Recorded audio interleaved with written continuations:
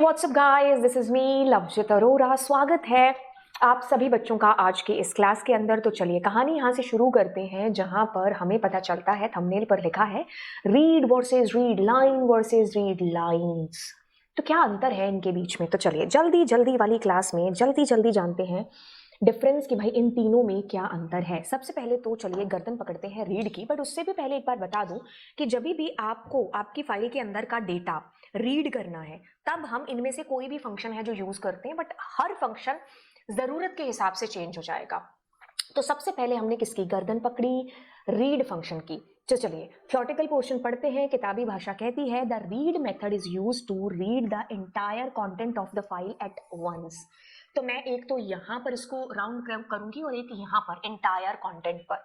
ये क्या करता है? रीड करता है। क्या रीड करता है मेरे बच्चे? ये एंटायर सारी की सारी फाइल एक ही वन गो के अंदर रीड कर देगा। ठीक है। आपकी फाइल है, आपकी फाइल के अंदर आपने कहा रीड। अब क्या होगा? आपकी फाइल का सारा डेटा रीड हो जाएगा, राइट। लेकिन ये इकलौता यूज नहीं है इसका। अब ये कहता है कि हमेशा जब आंसर आपको रिटर्न करेगा ना, तो जो भी डेटा आपके पास आएगा टेक्स्ट फाइल के अंदर हम इसको यूज करते हैं, ये हमें स्ट्रिंग में आंसर रिटर्न करेगा। अब इसमें क्या होता है कि it keeps the new line character between the lines. बिल्कुल जैसे एक लाइन है न्यू लाइन कैरेक्टर, दूसरी लाइन न्यू लाइन कैरेक्टर, ऐसे होता है। तो अब ये क्या करेगा? जब भी मतलब इनको रखेगा एज इट इज, आपकी फाइल आपकी प्रिंट हो जाएगी। ठीक है। अब ये कहता है कि साइज पैरामीटर ये एक ऑप्शनल है, मतलब मैंने यहाँ अगर कुछ नहीं दिया था तो ये क्या कर रहा था? एंटायर फाइल आपकी आपको दे रहा था। लेकिन अगर आपने इसमें लिखा 2 तो इट मींस ये उस फाइल के 2 कैरेक्टर रीड करके देगा, जहां पर भी फाइल का पॉइंटर है वहां से। जैसे मैंने लिखा 100 तो 100 फर्स्ट कैरेक्टर रीड कर लेगा ये। ठीक है। बाय डिफॉल्ट ये एंटायर फाइल को रीड है जो बेसिकली करता है। इसके लिए हम क्या करते हैं? अभी सबसे पहले चलते हैं कर देते हैं। ठीक है। तो ये आपकी फाइल है। एक काम करते हैं हम लोग दूसरी फाइल ओपन कर लेते हैं जो कि हमारे पास ऑलरेडी पड़ी हुई है। न्यू फाइल थी, है ना? ओके। तो न्यू फाइल आई थिंक पड़ी हुई होनी चाहिए। न्यू फाइल तो शायद हमने लास्ट टू लास्ट एग्जाम्पल में डिलीट कर दी थी। ओके। अब हम न्यू फाइल को ले आते हैं।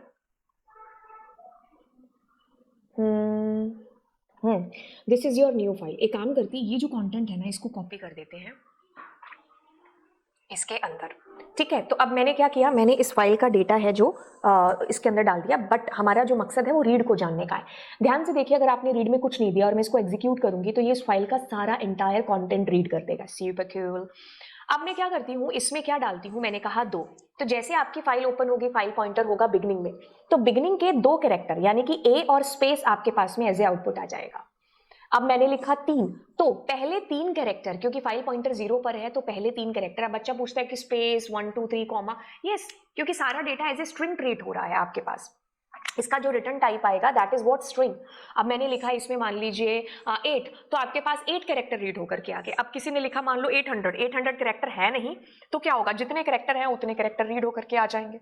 ठीक है। तो जो आप नंबर इसके अंदर दोगे ये उतने कैरेक्टर्स रीड करेगा और आउटपुट किस में आएगा? इसका स्ट्रिंग में आएगा। आपने कुछ नहीं दिया है तो entire file is going to be fetch. अब जैसे कि इसके अंदर क्या करते हैं, आगे चलते हैं, इसको मैं थोड़ा सा और बता दूं। फुल फाइल आपकी रीड हो जाएगी। द रीजन बिहाइंड दैट कि आपने रीड के अंदर कुछ नहीं दिया है तो ये सारा डेटा दे देगी। अब 5 कैरेक्टर हुए तो 5 कैरेक्टर आपकी फाइल के रीड हो जाएंगे। अगर मान लीजिए फाइल में 2 ही कैरेक्टर हैं तो जितने हैं उतने। तो ये उससे इससे भी समझ में आता है कि आपने एक बड़ा नंबर दे दिया एंड यू नो दैट कि आपकी फाइल में उतना डेटा नहीं है, तो जितना डेटा है उतने आ जाएंगे। अब देखो क्या चीज हो रही है यहाँ पर, एक चीज समझो। आपने यहाँ पर लिखा 5, तो इसने 5 कैरेक्टर रीड कर दिए, 1 2 3 4 5। ठीक है। मतलब TWINK, 1 2 3 4 5। अब फाइल पॉइंटर इज हेयर। अब ये नेक्स्ट आपके कैरेक्टर रीड करेगा क्योंकि आपने लिखा 20, तो अब ये नेक्स्ट 20 कैरेक्टर आपके रीड करके देगा। इस चीज को समझिए कि व्हाट हैपेंड हियर गाइस। आपने कहा 3 कैरेक्टर, ठीक है, ओके। फिर आप क्या करते हो? नेक्स्ट आपको 2 कैरेक्टर, देन आप क्या करते हो? नेक्स्ट 3, एंड देन आप नेक्स्ट 5 कैरेक्टर रीड करना चाह रहे हो। तो ध्यान से सुनिए क्या चीज होने वाली है इसके अंदर। सबसे पहले तो अगर हम इसको देखेंगे तो इसमें ए और स्पेस और एफ आना चाहिए, तो आपके पास ए स्पेस एफ आ गया। अब आपका फाइल का पॉइंटर यहाँ है तो नेक्स्ट 2 कैरेक्टर यानी कि LU आ जाना चाहिए यहाँ पर। फिर आप नेक्स्ट 3 कर रहे हो तो आपके पास CTU आना चाहिए एज पर इसके अकॉर्डिंग, तो आपके पास CTU तो अगर मैं इसको करूं ये सीटी, अब नेक्स्ट 5, तो आपके पास 1 2 3 4 और 5, तो आपके पास में ये आ जाएंगे नेक्स्ट 5 कैरेक्टर। तो एक बार एग्जीक्यूट करते हैं, तो इस तरीके से आपके पास data is going to be fetch. ये चीज मेरे ख्याल से आपको बड़े अच्छे ढंग से मैंने समझा दी।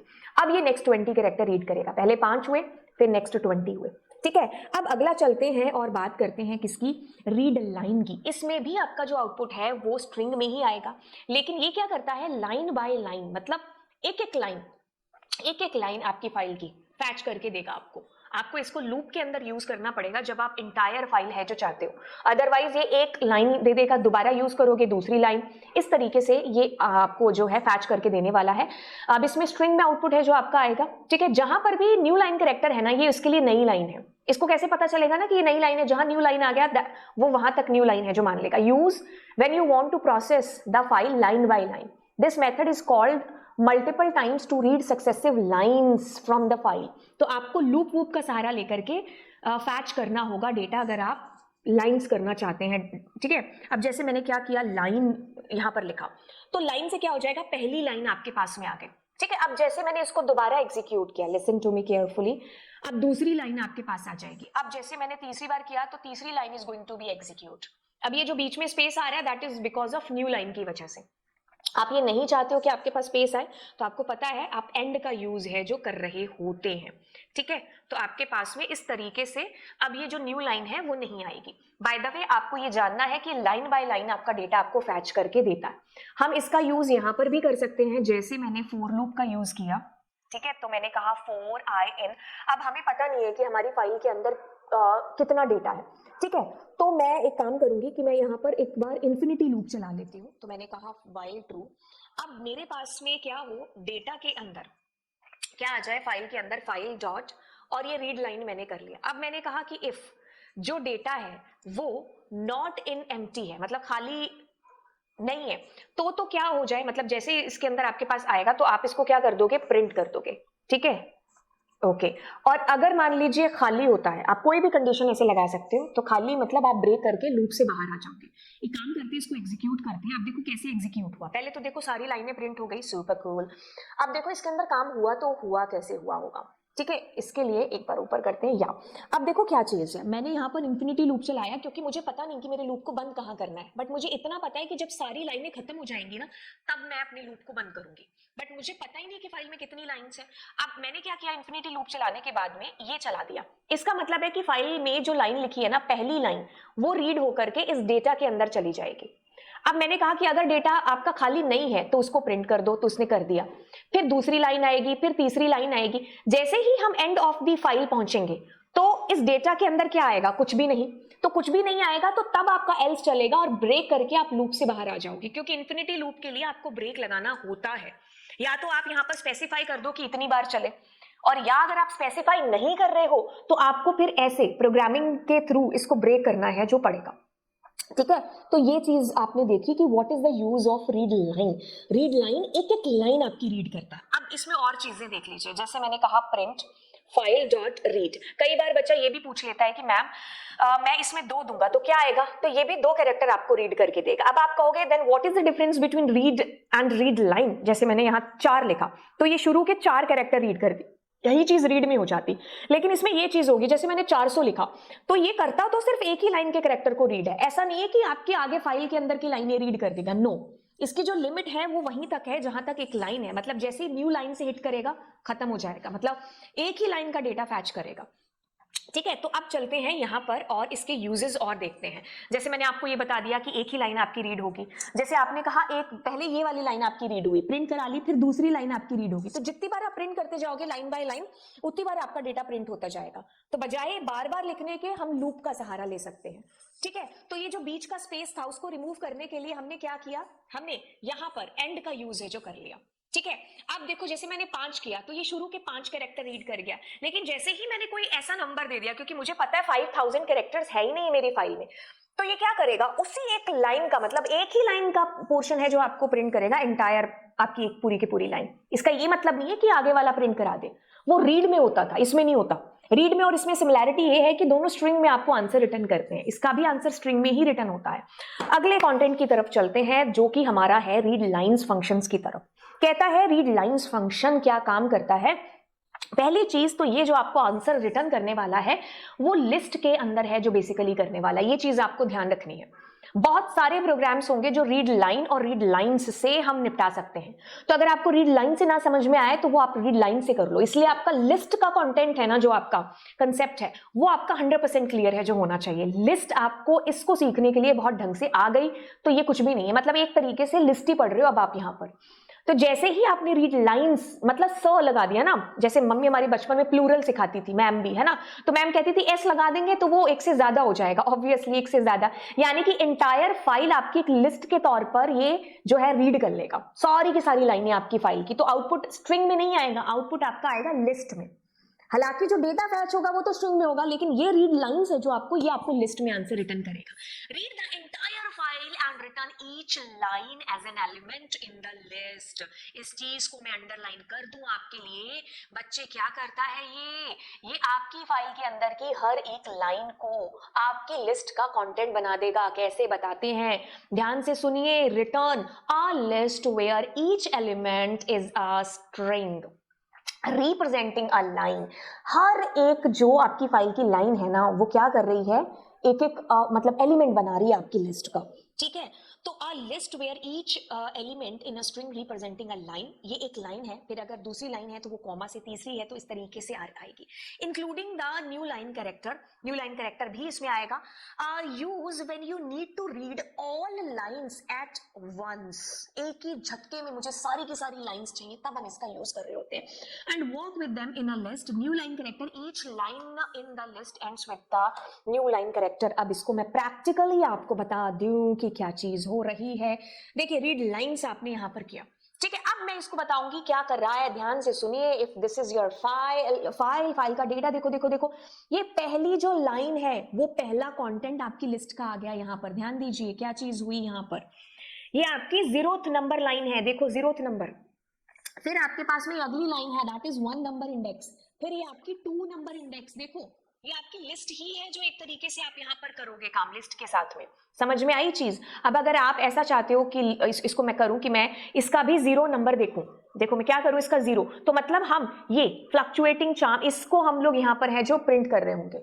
तो जैसे मैंने कहा -1, तो आपकी फाइल के अंदर लिस्ट में लास्ट वाली आइटम क्या थी, जो भी लास्ट वाला था ये था ना, यू अबंडन है ना, तो ये वाला प्रिंट हो गया क्योंकि आपने क्या लिखा -1 यहां पर। समझ में आई चीज, आपका डेटा लिस्ट में आ रहा है फैच होकर के।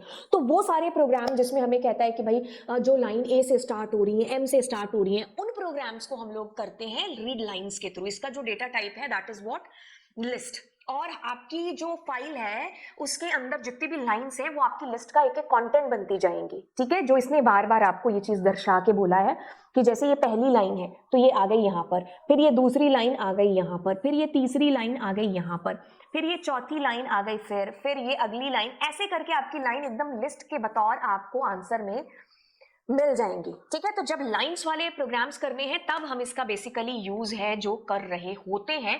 तो अब इसकी बाकी सारी चीजें हम लोग देख लेते हैं। कहता है कि रीड लाइंस आपको लिस्ट में आंसर करेगा, तो ये पूरी की पूरी फाइल के अंदर का डेटा बतौर लिस्ट आपके पास आ गया। ओके तो अब इसका जो टाइप है वो क्या है, लिस्ट है। अब हम इसमें ऐसे डेटा को यूज कर सकते हैं लूप का सहारा लेकर के। एक बार आपने सारा का सारा डेटा ले लिया अपनी फाइल के अंदर से, लिस्ट में आ गया। अब लिस्ट आपको चलानी आती है, बस चलाओ लिस्ट, काम हो गया। तभी मैंने कहा था लिस्ट सीखना कितना जरूरी है। टेक्स्ट फाइल के अंदर देखना एकदम ऐसे काम आएगा, बाइनरी फाइल में भी आएगा, CSV फाइल में भी लिस्ट काम आने वाला है। तो एक ही झटके में जानते हैं रीड क्या करता है, entire file content at once. इसका जो डेटा टाइप है दैट इज व्हाट, स्ट्रिंग। आप इसमें अगर रीड में 2 दोगे तो 2 कैरेक्टर रीड करेगा, 4 दोगे तो 4 कैरेक्टर, ठीक है। हम यूज करते हैं जब हमें अपनी फाइल को एक एक गो में जो है फैच करना है। रीड लाइन का यूज आता है जब हमें लाइन बाय लाइन डेटा को फैच करना है, ये भी स्ट्रिंग में आंसर रिटर्न करती है, बट ये एक एक लाइन आपको करके देगी। तो हम लूप वूप में इसको यूज करके बारी बारी डेटा फैच करा सकते हैं। सारी की सारी फाइल लिस्ट के अंदर आपको है जो मिल जाएगी। लाइन आपकी जितनी भी फाइल के अंदर की होंगी वो एक एक कंटेंट एलिमेंट बन जाएंगी आपकी लिस्ट का। तो ये लिस्ट ऑफ स्ट्रिंग्स में आपका आंसर आता है, क्योंकि डेटा तो स्ट्रिंग में ही फैच होगा लेकिन ये आपको रिटर्न करेगा लिस्ट में। तो लिस्ट ऑफ स्ट्रिंग आप कह सकते हो।